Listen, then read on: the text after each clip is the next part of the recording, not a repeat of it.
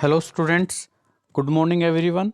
उम्मीद करता हूँ आप सब बहुत अच्छे होंगे और ऑनलाइन क्लासेस से अपनी स्टडी अच्छे से कर रहे होंगे। बेटा, जैसा कि हम डायमेंशनल एनालिसिस में पढ़ रहे थे डायमेंशनल फार्मूले के यूज़।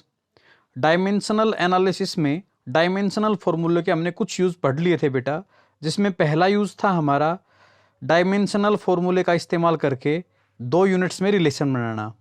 दूसरे नंबर पे हमने पढ़ा बेटा डायमेंशनल फार्मूले का इस्तेमाल करके फार्मूले की करेक्टनेस चेक करना। आज बेटा हम तीसरा यूज़ पढ़ने वाले हैं और तीसरा यूज़ हमारा है डेरिवेशन ऑफ फार्मूला। फार्मूले को डिराइव कैसे किया जाता है। तो बेटा एक बार मैं आपको इसका स्टेटमेंट पढ़ के बता देता हूँ, उसके बाद फिर हम आगे पढ़ेंगे। बेटा देखिए, using the same principle of homogeneity. कल बेटा हमने प्रिंसिपल ऑफ होमोजेनिटी पढ़ा था, उसी प्रिंसिपल का यूज करके we can derive the formula of a physical quantity provided we know the factor on which physical quantity depend. देखो बेटा, हम किसी भी फिजिकल क्वांटिटी का प्रिंसिपल ऑफ होमोजेनिटी की मदद से फॉर्मूला डिराइव कर सकते हैं। सिर्फ हमें क्या चीज़ पता होनी चाहिए। देखो इसमें लिखा है provided we know the factor on which the physical quantity depend. मैं आपको एक एग्जाम्पल बताता हूं बेटा, आप ध्यान से सुनना। आपको ये दिया गया है time period of a simple pendulum. वो जो वाल क्लॉक होती है उसका जो सिंपल पेंडुलम है उसका टाइम पीरियड डिपेंड करता है किन किन फैक्टर्स पे। सबसे पहला mass of Bob of the pendulum. Pendulum का बेटा जो बॉब होता है नीचे, उसके मास के ऊपर डिपेंड करता है। दूसरा लेंथ ऑफ द पेंडुलम पे डिपेंड करता है और तीसरा एक्सेलरेशन ड्यू टू ग्रेविटी पे डिपेंड करता है। तो बेटा सबसे पहला स्टेप आई थिंक आपको समझ में आ गया होगा। जिस फिजिकल क्वांटिटी का आप फॉर्मूला डिराइव करना चाहते हो, एक्सपेरिमेंटली ये पता करो कि वो फिजिकल क्वांटिटी किन किन फैक्टर्स पे डिपेंड करता है। जैसे कि मैंने टाइम पीरियड को ढूंढ लिया, किन किन फैक्टर्स पे वो डिपेंड कर रहा है। अगला स्टेप देखो बेटा, यहां लिखो time period depends on mass, second length और third acceleration due to gravity.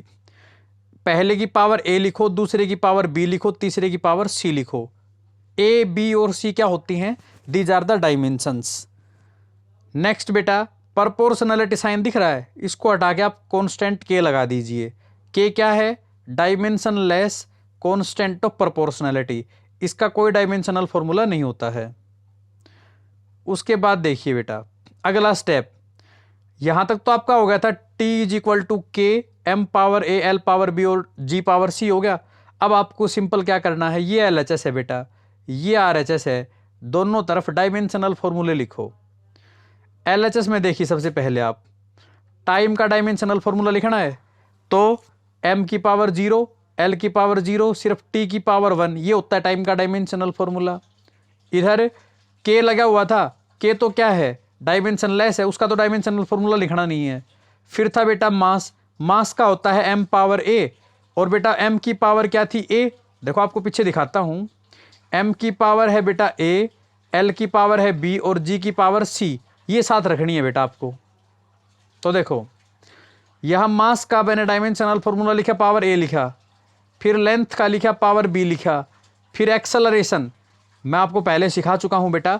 Acceleration का डायमेंशनल फॉर्मूला होता है एल पावर 1 टी पावर -2, और एक्सेलरेशन का पावर कितना था? सी था, तो पावर मैंने सी लगाया। अगले स्टेप में टाइम का डायमेंशनल फॉर्मूला तो इधर लिख चुके हैं, एम की पावर ए हो गया, एल की पावर बी हो गया। अब बेटा ये जो पावर था ना इसका सी, ये तो एल की भी पावर है और ये टी की भी पावर है। पावर की पावर हो तो मल्टीप्लाई हो जाती है, 1 की मल्टीप्लाई सी से की तो सी आ गया, -2 का मल्टीप्लाई सी से किया तो माइनस का 2c आ गया बेटा। अब नेक्स्ट देखो बेटा, हमारे पास LHS में तो कितना हो गया? m power 0, l power 0, t power 1, और RHS में है m पावर a। यहां तक तो बेटा ठीक है। अब देखो m कोई दूसरा है नहीं, तो m अकेला था लिख लिया, लेकिन l आपको एक तो ये दिख रहा है, एक l ये रहा बेटा, तो l की पावर, जब बेटा बेस सेम होता है तो पावर जुड़ जाएंगी, तो l की पावर कितनी बनेगी? b + c। t कोई दूसरा है नहीं, तो टी की पावर -2c। अब बेटा applying the principle of homogeneity we get, homogeneity of dimensions वाला प्रिंसिपल हमने लगाया, दोनों तरफ पावर को इक्वेट करो बेटा, m की पावर के बराबर, l की पावर के बराबर, t की पावर के बराबर। तो यहां से हमारे पास 16 होके क्या आ गया, a की पावर 0 b प्लस c, जो l की पावर थी वो लेफ्ट हैंड साइड में l की पावर 0 के बराबर, राइट हैंड में t की पावर -2c था, ये LHS की t की पावर 1 के बराबर। यहां से बेटा हमने इसको सोल्व किया तो हमारे पास a आ गया बेटा 0, b आ गया 1/2 और c आ गया -1/2। अब ये पावर वहीं लिखवा दो पहले, कहां पे, वहां जो हमने लिखा था ना, t = k m power a l power b और g की पावर c था। यहां पे बेटा a b और c की वैल्यू पुट करवाई, l की पावर 1/2, g की पावर -1/2 है, नीचे आगे पावर क्या हो जाएगी बेटा, पॉजिटिव, ऊपर वाले की भी पावर 1/2, नीचे वाले की भी पावर 1/2। मैं सारे की कंप्लीट पावर 1/2 लिख सकता हूं, और 1/2 का मतलब क्या होता है बेटा, अंडर रूट।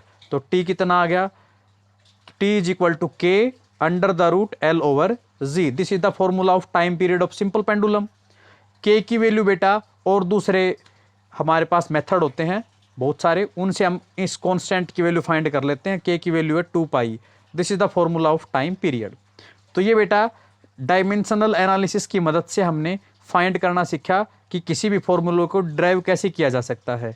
अब आपको मैं पढ़ा रहा हूं बेटा, what are the limitations of dimensional analysis. सबसे पहली कमी सुन लो बेटा, this method gives no information about the dimensionless constant.